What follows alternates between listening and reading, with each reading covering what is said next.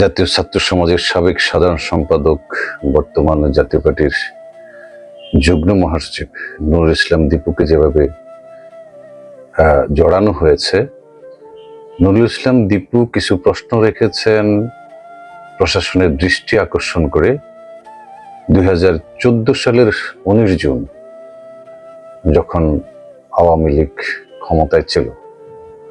এই সাহসী বক্তব্যটি তিনি প্রশাসনের দৃষ্টি আকর্ষণ করে রেখেছিলেন। আমি একটু আপনাদেরকে পড়ে শোনানোর চেষ্টা করছি এবং এই বক্তব্যটি আজকে সত্য প্রমাণিত হওয়ার পথে চলেছে। আমি একটু বক্তব্যটি পড়ে শোনাচ্ছি আপনাদেরকে। প্রশাসনের দৃষ্টি আকর্ষণ করছি, দীপু বলছে, 2004 সালের 7ই মে আওয়ামী স্বেচ্ছাসেবক লীগের কাউন্সিল চলাকালীন সময় তাদের আভ্যন্তরীণ কোন্দলের কারণে যেভাবে শহীদ হলো আমার প্রিয় শিক্ষক আহসানুল্লাহ মাস্টার স্যার, তার নমুনা নিম্নে দেওয়া হলো। ছাত্ররাই এদেশের গণমানুষের পথ প্রদর্শক। বাংলাদেশের প্রেক্ষিতে এর চেয়ে বড় সত্য আর দ্বিতীয়টি নেই। বাংলাদেশ প্রতিষ্ঠার মাধ্যমে এদেশের ছাত্র রাজনীতির সফল উত্তরণ ঘটে। আজকের ইতিহাস অতীতে নির্মিত, আর সেই ইতিহাসের অগ্রভাগে রয়েছে ছাত্র রাজনীতি। আর গণমানুষের পথ প্রদর্শক পল্লীবন্ধুর হাতে গড়া জাতীয় ছাত্র সমাজের হাত ধরে আমি হয়েছিলাম জাতীয় ছাত্র সমাজের কেন্দ্রীয় সাধারণ সম্পাদক। কিন্তু 2004 সালের 7ই মে আওয়ামী স্বেচ্ছাসেবক লীগের কাউন্সিলে নিজেদের দলের আভ্যন্তরীণ কোন্দলে নিহত হন আমার প্রিয় শিক্ষক আহসানুল্লাহ স্যার। আর আমাকে ষড়যন্ত্রমূলক ভাবে সেই হত্যা মামলায় ফাঁসানো হয় আমার জনপ্রিয়তায় ঈর্ষান্বিত হয়ে। কি অন্যায় করেছিলাম আমি, কি অন্যায় করেছিল আমার দুই ভাই।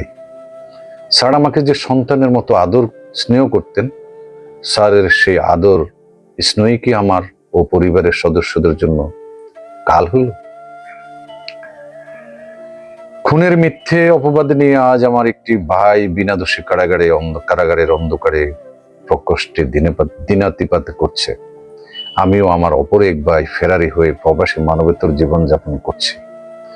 আমাকে আইন শৃঙ্খলা রক্ষাকারী সদস্য, গোয়েন্দা সংস্থার সদস্য, বিচারিক কার্যক্রম পরিচালনাকারী,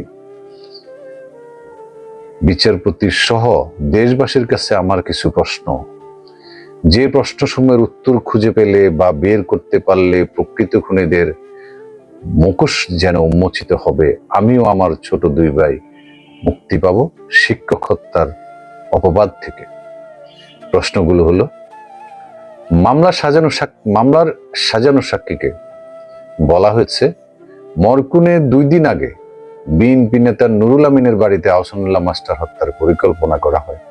আমার প্রশ্ন, যদি তাই হয় তাহলে এই ব্যাপারে থানায় সাধারণ ডায়েরি সহ কোনো ধরনের ব্যবস্থা গ্রহণ করা হলো না কেন? এবং পুলিশের সহযোগিতা ছাড়া স্যারের পূর্ব নির্ধারিত স্বেচ্ছাসেবক লীগের মিটিং হলো কেন? 2, অনুষ্ঠান স্থলে অনেকের কাছে অত্যাধুনিক মোবাইল ছিল এবং অনুষ্ঠান ধারণ করার জন্য ভিডিও ক্যামেরাও ছিল। প্রমাণ হিসাবে এই আলোকচিত্রগুলো উপস্থাপন করা হলো না কেন? বরং ঘটনার 2 দিন পর নোয়াগাঁও স্কুলে মিটিং ডেকে সেদিন ঘটনার সময় উপস্থিত ছিলেন এমন সবার মোবাইলে ফোন দলীয়ভাবে জব্দ করা হলো না কেন মোবাইল ফোনগুলো?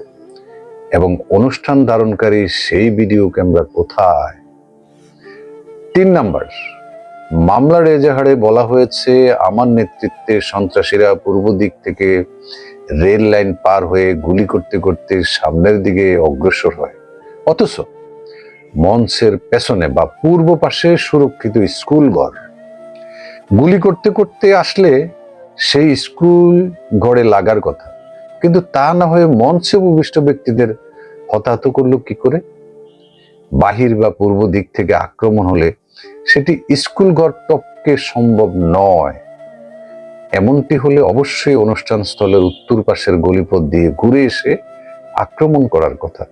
কিন্তু এভাবে ঘুরে এসে চারিদিকে স্কুল ঘর বাউন্ডারি বেষ্টিত অনুষ্ঠান স্থলে ঢুকে সন্ত্রাসীরা গুলি করে সবাইকে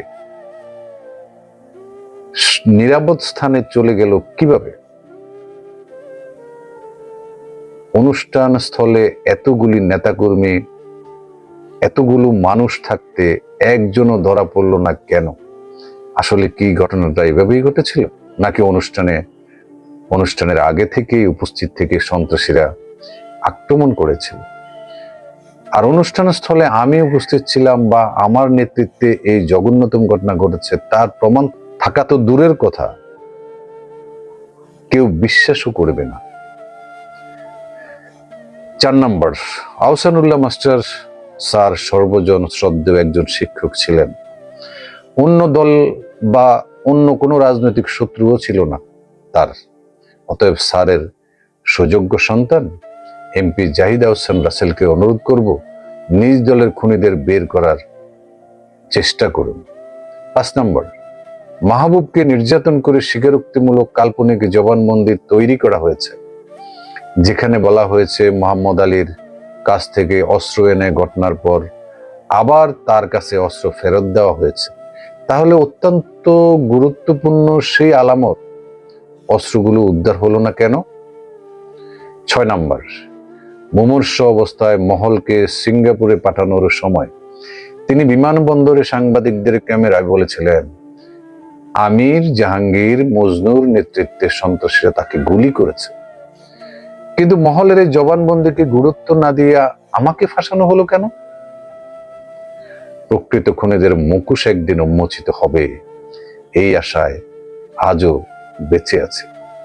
আরেকটি কথা, পোস্টারের মানুষগুলো বাস্তবে উপস্থিতি ছিল না, শুধুমাত্র আহসানুল্লাহ স্যারের ছবিটা বাস্তবের সাথে মিল রেখে পোস্টারটা করা হয়েছে। নুরুল ইসলাম দীপু, যুগ্ম মহাসচিব, জাতীয় পার্টির সাবেক কেন্দ্রীয় সাধারণ সম্পাদক, জাতীয় ছাত্র সমাজ। দীপুর এই বক্তব্যে একদম একটি জায়গায় একদম স্পষ্ট হয়ে গিয়েছে যে যেদিকে বলা হয়েছে পূর্ব দিকে যে নুরুল ইসলাম দীপুর নেতৃত্বে পূর্ব দিক থেকে গুলি করতে করতে সন্ত্রাসীরা এসেছে, সেদিকে কোনো রাস্তাই নেই, সেদিকে স্কুল ঘরটি। সুতরাং নুরুল ইসলাম দীপুর এই বক্তব্যটি আজকে সত্য প্রমাণিত হতে চলেছে। গতকাল রোববার যে বক্তব্য উপস্থাপন করেছেন সিনিয়র অ্যাডভোকেট শাহজাহান সাহেব, তার বক্তব্যের সাথে আজকে নুরুল ইসলাম দীপুর বক্তব্য অনেকটাই মিল খুঁজে পাওয়া যাচ্ছে, যে আওয়ামী স্বেচ্ছাসেবক লীগের বা আওয়ামী লীগের দলীয় আভ্যন্তরীণ কোন্দলের কারণে এই ঘটনাটি ঘটেছে। আমরা চাই আমাদের নুরুল ইসলাম দীপু সহ তার ভাইরা নিঃশর্তভাবে যেন নির্দোষ প্রমাণিত হয় এবং সঠিক বিচার চাই, সত্য উদ্ঘাটিত হোক। ট্রুথ নেভার ডাইজ, সত্যর মৃত্যু নেই। ধন্যবাদ সবাইকে।